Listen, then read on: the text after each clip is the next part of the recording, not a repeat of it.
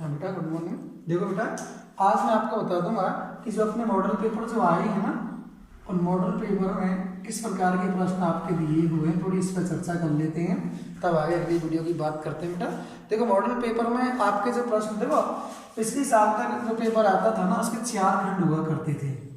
पिछले साल तक जो पेपर आया था उसके कितने खंड थे? 4। और अब की बार जो पेपर आ रहा है उसके कितने खंड हो रहे हैं बेटा? 5। अब की बार देखो पेपर के 5 खंड हो रहे हैं। अब तक जो बोर्ड में प्रश्न आते थे वो 29 प्रश्न आते थे, और अब की बार जो प्रश्न आएंगे वो 37 प्रश्न आएंगे था। बोर्ड में जो पेपर है उसमें प्रश्नों की संख्या बढ़ा दी गई है, समय तो वही रहेगा आपका। तो अब की बार 5 खंड हुए हैं, उनमें 37 प्रश्न आपके आएंगे। देखो किस प्रकार के प्रश्न आएंगे, मैं आपको थोड़ा सा उसके बारे में बता देता हूँ किस प्रकार का खंड आपके बन के आएगा। देखो आप इसके, देखो पहले आप ऐसे लिख सकते हो, यहाँ पे खंड आप खंड डाल सकते हैं। उसके बाद में आप लिख दो यहाँ पे खंड के बाद में हम चर्चा करेंगे प्रश्नों की संख्या।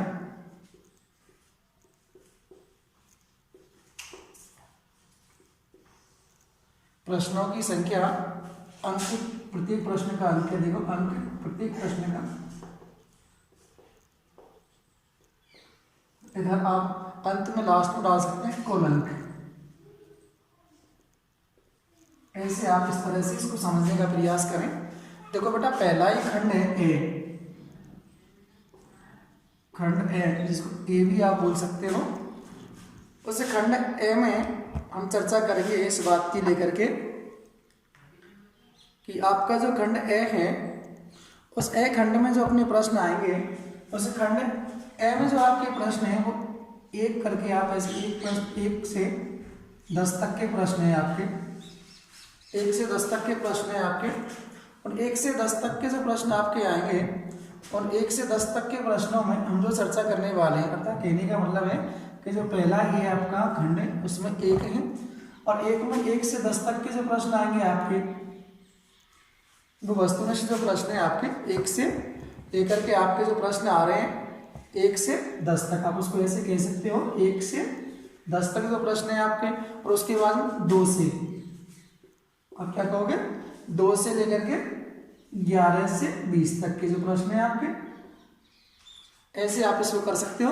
जो प्रश्न आपके आ रहे हैं उनकी चर्चा हम करेंगे फिर। तो ये प्रत्येक प्रश्न 1 अंक का होगा बेटा। कितने अंक का होगा? 1। और कुल प्रश्नों की संख्या कितनी होगी? कुल अंक होंगे 20, मतलब 20 प्रश्न हो गए आपके। 20 प्रश्न कितने अंक के आ रहे हैं आपके? 20 अंक के आ रहे हैं। प्रत्येक प्रश्न कितने अंक का होगा? 1 नंबर का। अगर हम खंड ब की बात करें, देखो खंड ब कह दो या इसको आप भी कह सकते हो, उसमें आपके 12 से 19, कहां से अंक?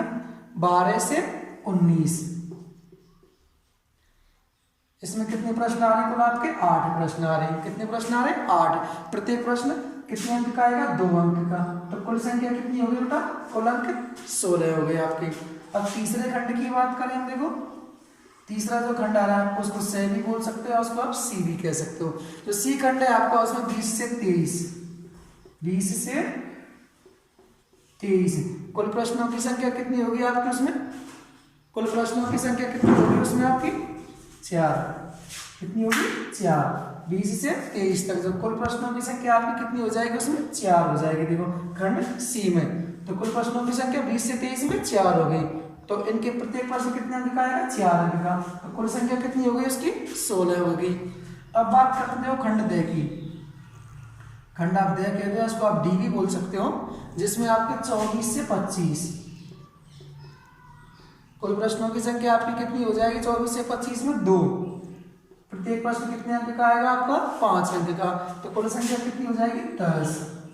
अगला जो खंड आएगा आपका वो आएगा ये, या उसको आप ई भी बोल सकते हो, उसमें 26 से 28,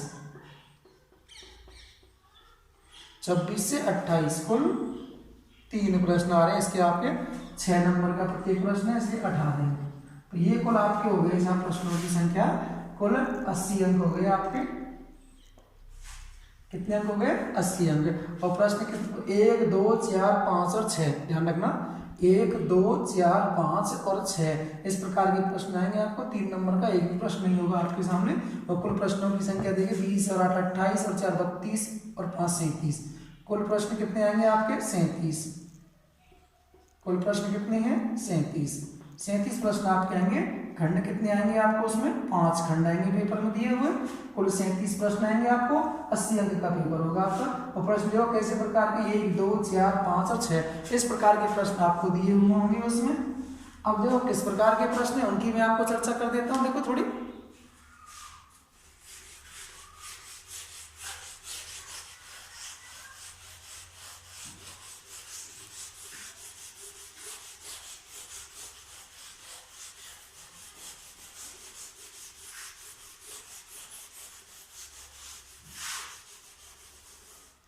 देखो बेटा, अपनी जो पुस्तक है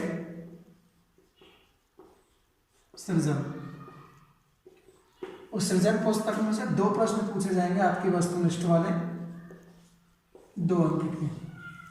ठीक है, देखो 2 प्रश्न आपके अलंकार से पूछे जाएंगे 2 अंक के। ठीक है, 2 प्रश्न आपके आएंगे पारिभाषिक शब्दावली के,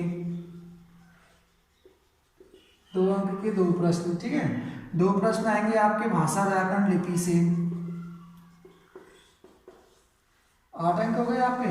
और 2 प्रश्न आएंगे आपके उसमें से संवाद सेतु वाले, 10 अंक। ये 10 अंक के प्रश्न तो आपके हो जाएंगे वस्तुनिष्ठ वाले बेटा।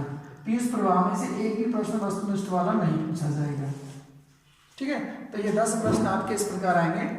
और जो आपके 10 प्रश्न जो हैं वो 10 प्रश्न आपके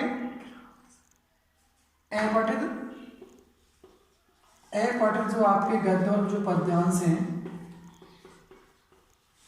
उनमें से पूछे जाएंगे आपके, जिसमें 6 और 4, 6 अंक का गद्यांश होगा और 4 अंक का आपका पद्यांश होगा। 10 प्रश्न एक नंबर के उसमें से पूछे जाएंगे। तो कुल 20 प्रश्न आपके इस प्रकार ये वस्तुनिष्ठ वाले हैं। और आपके बाकी के प्रश्न जो हैं वो तो आपकी किताब से आए हैं, पीयूष प्रवाह से उससे या कि आपको आ रही है 4 नंबर का कवि परिचय आ रहा है। अब देखो बेटा, जो अपना स और ये खंड है, ध्यान रखना आप, स और ये जो खंड है ना, इनमें आपको विकल्प दिया हुआ होगा प्रश्नों में, और किसी में नहीं आएगा। अथवा जो आएगा ना वो अथवा आपके सी और ई, इन 2 खंडों में दिया हुआ आएगा। स बोल दो चाहे बोल दो इसको, सी और ई में आपको खंड में विकल्प दिया हुआ होगा। तो देखो बेटा, सी वाला जो अपना खंड है ना, उसमें आपको देखो संवाद सेतु वाले प्रश्न है, कवि परिचय है, निबंध है, ये प्रश्न आ रहे हैं, इनमें आपको विकल्प दिया हुआ होगा। ठीक है, और ई वाला जो खंड है ना, उसमें 6 अंक वाले प्रश्न आ रहे हैं बड़े। कितने अंक वाले? 6 अंक वाले प्रश्न आपसे पूछे जा रहे हैं, जिसमें प्रत्येक प्रश्न में आपको 3 अथवा दिए हुए होंगे। ध्यान रखना, निबंधात्मक जो आपका 6 अंक का जो प्रश्न आएगा ना, उस 6 अंक वाले प्रश्न में आपको 3 अथवा वाले प्रश्न दिए हुए होंगे, जिसमें आपको 1 करना होगा।